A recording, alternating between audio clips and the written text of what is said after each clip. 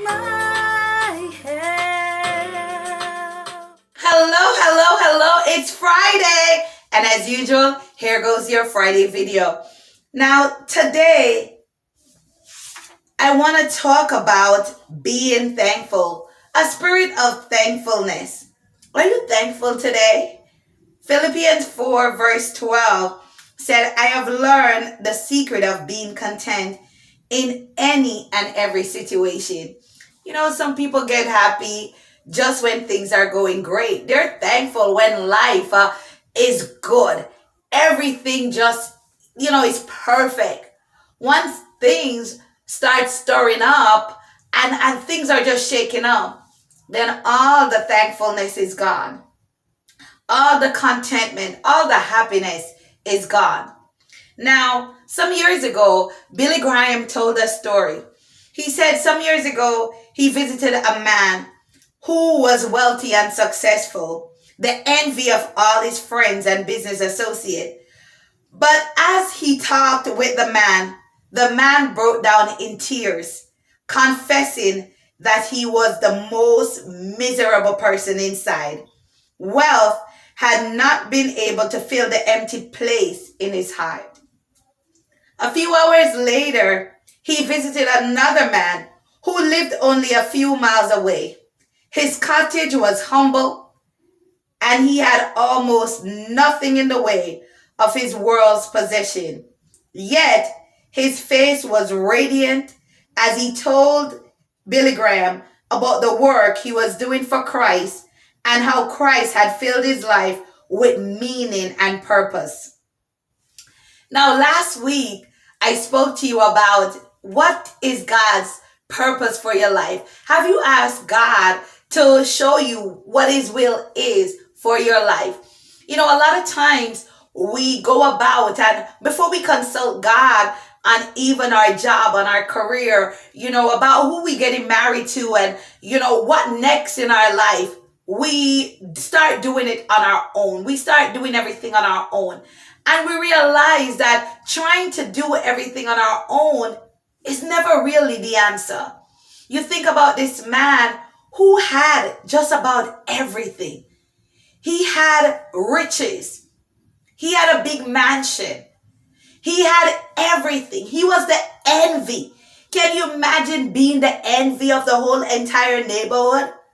But yet still, even with everything, even with the big car, even with the possession, even with everything, he still felt a sense of emptiness. We realize that certain things in life really doesn't matter. The money doesn't matter. The clothes don't matter. The house don't matter. And yes, we want nice things. I like nice things. And I'm sure you like nice things too. But at the end of the day, is it worth gaining the whole world and lose your soul? Is it worth living for people or living for things and not living for God? Now, last week, I spoke about sharing the good news of God, sharing the gospel everywhere to everyone. Have you been telling someone about your faith, about your love for God? Are you spreading the gospel? Are you spreading the good word of God? Are you? Now, imagine two men basically living in the same area. One with just about nothing, but to him, he had everything. Why he felt that he had everything? Because with Christ, there comes such a peace. There comes such a contentment that the things that you don't have don't even matter anymore. You look to the things that, make your life purposeful. Just telling someone, hello. Just brightening someone's day. Just doing that act of service for that person. Just spreading love, doing that good deed can make the difference in somebody's life and actually turn your life around. Now, you think about the wealthy man. You think that having everything, being the wealthy person, but yet still he broke down in tears. Why? He felt miserable. Because you can imagine just trying to probably protect his possessions, covering up his possession. He doesn't want anybody to get it. The Bible tells us about storing up our treasures where moth and thieves will get to it. Are you storing up your treasure in the right place? Are you storing up eternal treasures? Are you storing up your treasures here on earth? Where are you storing up your treasures? Whose life have you been sowing into? Are you sowing into anybody's life, as a matter of fact? Take the time to do it and just sow into somebody's life this week. Sow into somebody's life. Maybe it's not, a financial sow. Maybe it's just time. Think about that young person who probably just need help with that assignment. Maybe you don't even know how to do it. Or maybe you could call somebody else to help. Maybe it's just going over to that, neighbor who is an elder and probably decide to just clean their house for them. Dust the furniture. Spend time with them. Talk to them about life. Talk to them about their life. Get to know them. You probably learn some very interesting fact. Now you think about the man who just lived in a cottage. When you think about a cottage, I think about like this log place, this wooden structure. And he's in his cottage, but he's happy. He's at peace because he is, thinking about the work that he's doing for God, fulfilling his God-given purpose. Are you purpose driven today? Are you purpose driven? Are you looking to the things of God? Are you searching out your heart for those things? A lot of questions this week. Are you being thankful? Do you have a spirit of thankfulness? Maybe you don't have that house that you wanted. Maybe you don't have that car you wanted. Maybe you thought that certain things were going to work out in your favor and it probably didn't. But are you still keeping that spirit of thankfulness? Are you still praising God? Are you still worshiping? Are you still being content no matter what your circumstances are? Are you? I have to ask myself that too. Because sometime or the other, you fall off track. And then, you're telling yourself or you're worshiping. And something just did not work out. Or you planned it to work out. And everything just seemed like it's just bubbling over. And there you go. That spirit of thankfulness that you had, it's gone.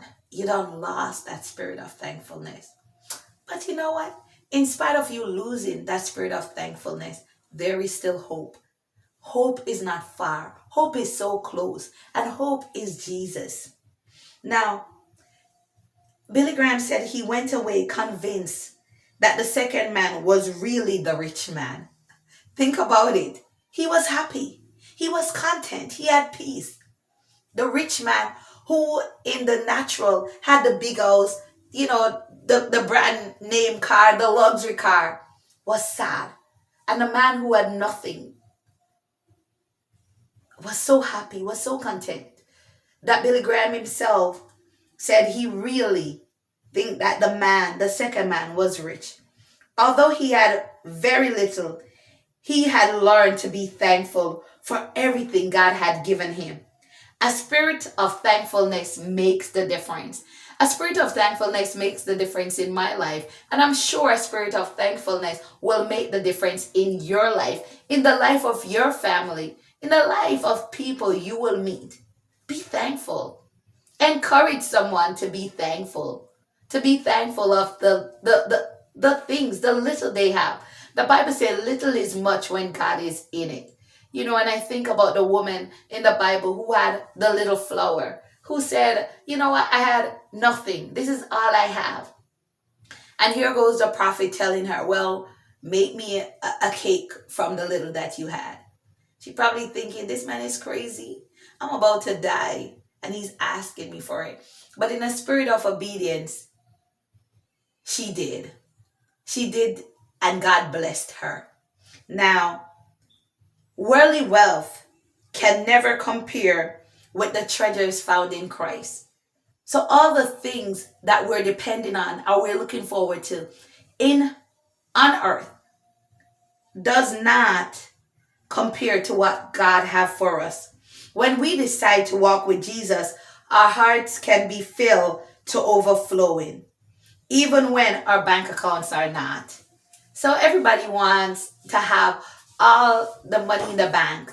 But when your bank account is not overflowing, just remember that Christ is still on the throne and he still floods you with all the treasures that you need. Not what you want, but what you need. Everything. He said he will supply your needs according to your riches in glory. So guess what? Everything you need, God already have supplied it. So as usual, don't forget to smash that like button, click subscribe, ring the notification bell, and most important, share. The best is yet to come. See you guys next week. Love you guys.